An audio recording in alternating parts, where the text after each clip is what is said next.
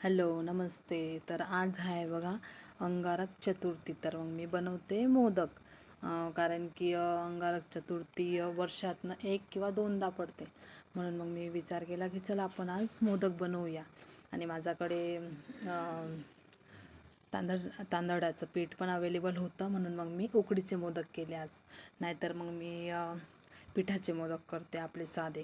मग मी बघा त्याच्यात खोबऱ्याचं कीस, गूळ, काजू बदाम, खसखस आणि इलचीचं कूट टाकलं मी त्याच्यात. मग थोडंसं तूप पण टाकलं. तूप टाकून मग चांगलं ते मिक्स होऊ दिलं. बेटर थोडं शिजू दिलं. म्हणजे मग थोडं शिजल्यानंतर 5-10 मिनटं शिजवलं. मग त्यानंतर मी गॅस बंद केला. मग मी थंड करायला घेतलं. ते ताटात टाकून मग मी ते थंड करायला घेतलं. मग ते झालं का मग मी चांगलं मिक्स करून घेतलं. मग मी ती कढई उतरवून लगेच मी टोप ठेवला. त्याच्यात मी 1 ग्लास पाणी टाकलं.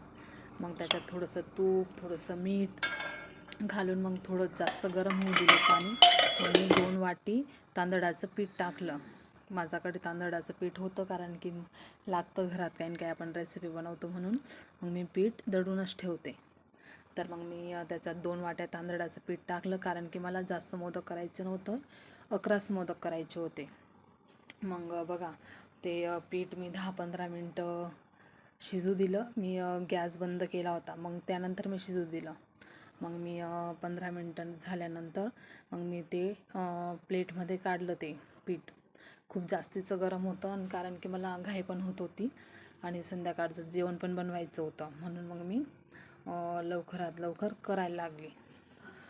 गरम गरम पीठलाच मग थोडंसं तूप टाकलं आणि चांगलं हे करून घेतलं. मी पीठ मळून घेतलं. मग मळल्यानंतर थोडंसं तूप घालून मग नरम करून घेतलं पीठ. बघा तूप टाकून मग मी मस्त नरम केलं पीठ. मग त्यानंतर चांगलं झालं ते नरम. मग मी मोदक बनवायला घेतले. जास्तच गरम लागत होतं मला, पण मग जेवणाची पण घाई असते संध्याकाळी, आणि अर्धा-1 तास जातोच मोदक बनवण्यासाठी. म्हणून मग मी लवकर चाय पाणी झाली का मग लगेच मोदक करायला घेतले मी. मग बघा मी इथे मोदक करते. थोडंसं तुपाचा हात लावला ना की मग मस्त ते पीठ असं मेल्ट होतं, म्हणजे त्याची पुरी वगैरे होते. मग पुरी करून आपण त्याला चांगला शेप देऊन मग त्याच्यात ते सारण भरायचं. मग मी दरवर्षी म्हणजे गणपतीतच करते, गणेश चतुर्थीला, अनंत चतुर्थीला. असं मध्ये काही बनवता पण येत नाही, म्हणजे काही असतं तेव्हाच आपण करतो काही पण. मग बघा इथे मी मोदक मस्त तयार केलेत. मग मी केसर आणलं होतं, काश्मीरवरून केसर आणलेलं आम्ही गेलो होतो तिथे. तर मग ते केसर काय जास्त यूज होत नाही आपलं, म्हणून मग मी ते केसर ठेवलेलं. मग मी सगळ्या मोदकांवर मस्त केसर लावून घेतलं.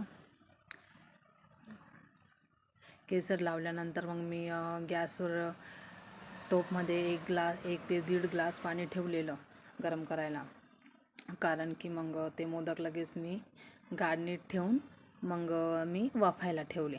इथे केळीचं पान भेटलं नाही मला, मी यांना पाठवलं पण नाही घ्यायला. मग मी चाळणीमध्ये ठेवून दिलं. मग बघा माझे मोदक झालेले तयार.